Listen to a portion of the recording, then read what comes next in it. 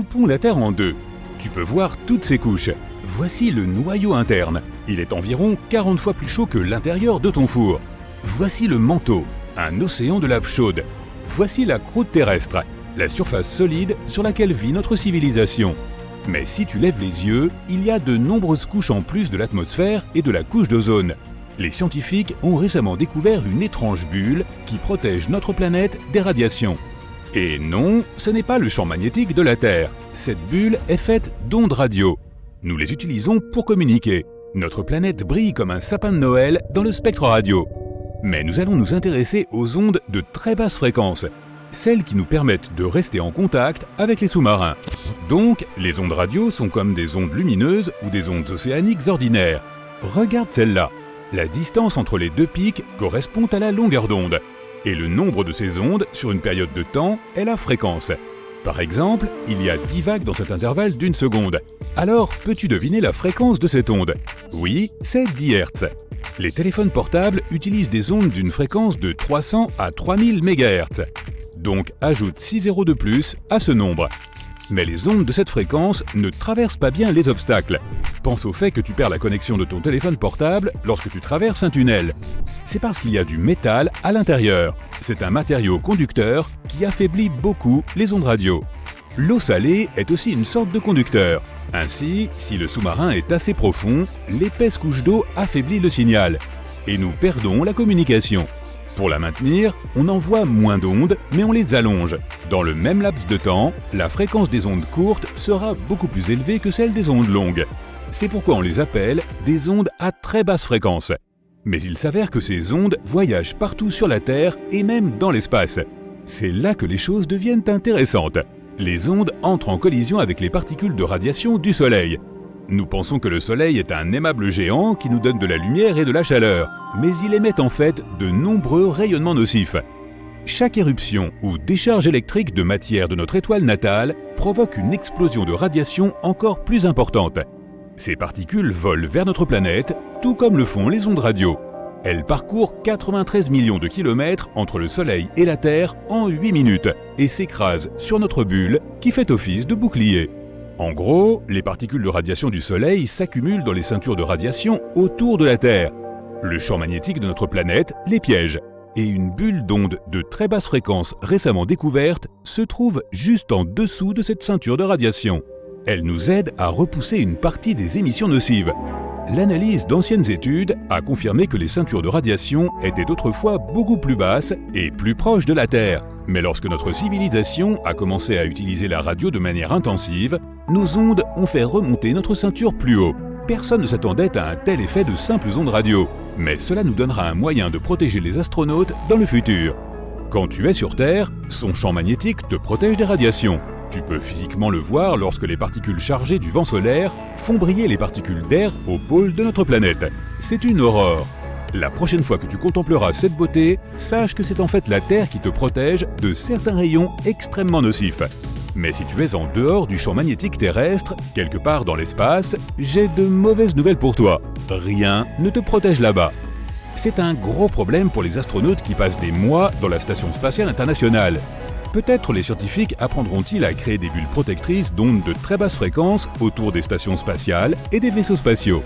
Il en va de même pour les autres planètes.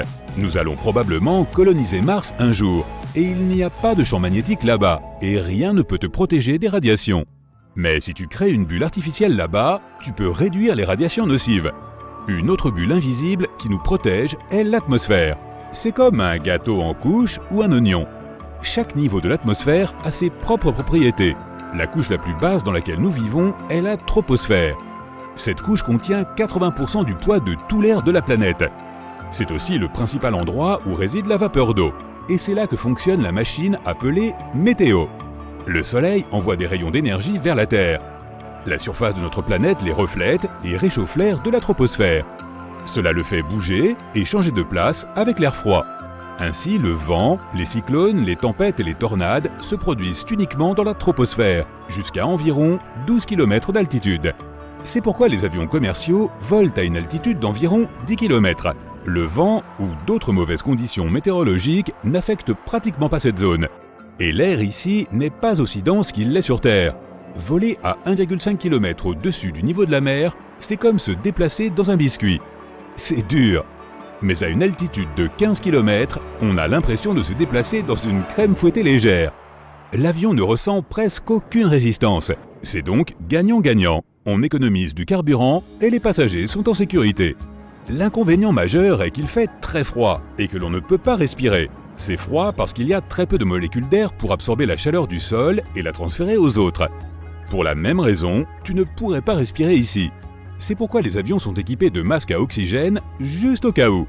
Allons un peu plus loin. Voici la stratosphère. Il y a encore moins de molécules d'air ici, et c'est là que volent les sondes météorologiques. Ce sont des sortes de petits ballons équipés d'ordinateurs que les gens utilisent pour prédire le temps.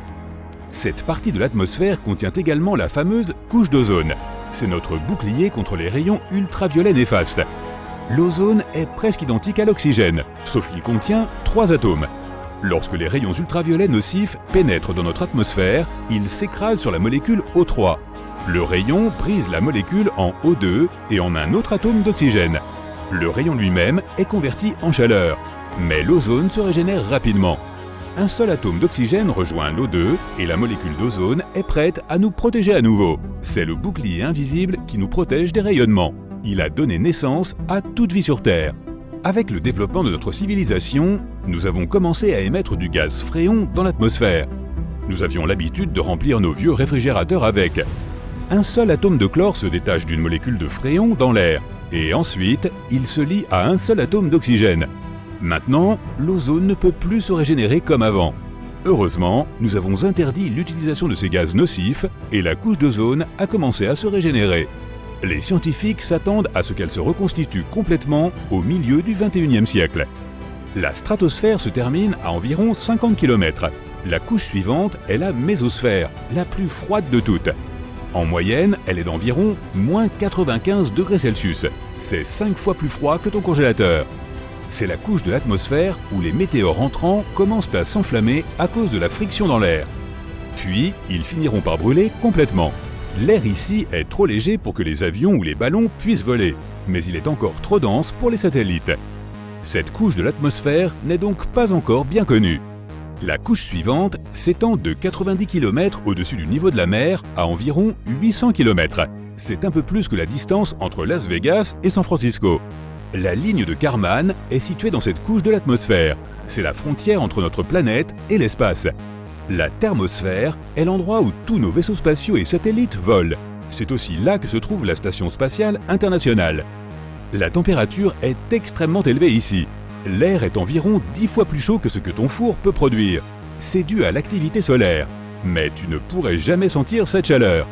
Les molécules d'air qui transportent la chaleur ici sont si petites que tu flotterais littéralement entre elles.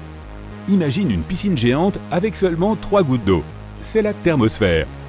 Et la couche la plus élevée de notre atmosphère est l'exosphère. C'est la couche la plus large de notre bulle d'air.